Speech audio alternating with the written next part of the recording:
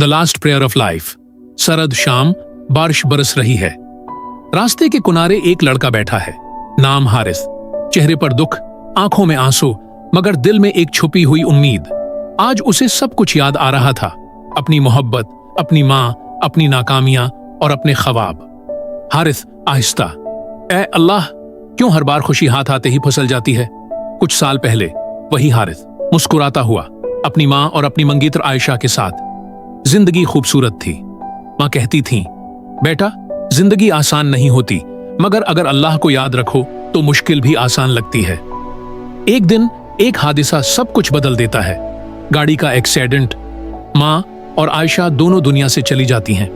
हारिस की दुनिया जैसे रख जाती है। वो खुद को बंद कमरे में कैद कर लेता है, अल्लाह से शकवे करता है, किस्मत से नाराज रहता है। हारिस, अल्लाह, मैंने क्या कसूर किया? सब कुछ मुझसे क्यों छीन लिया? एक दिन वो मस्जिद के बाहर एक फकीर को देखता है, बूढ़ा मगर चेहरे पर अजब सुकून। हारिस उससे पूछता है, बाबा, आपके पास तो कुछ नहीं, फिर भी आप इतने मुतमईन कैसे हैं? फकीर मुस्कुराकर कहता है, बेटा, जिसने अल्लाह को पा लिया वो कभी खाली नहीं रहता। दुख तो आजमाइश है, सजा नहीं। ये जुमला जैसे हारिस के दिल में तीर बनकर लगा।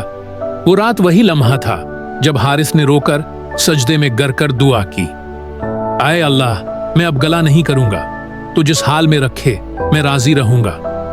वो लोगों की मदद करने लगा, यतीम बच्चों के लिए स्कूल बनाया और हर दुख के बाद कहता, अल्लाह मेरे साथ है, बस यही काफी है।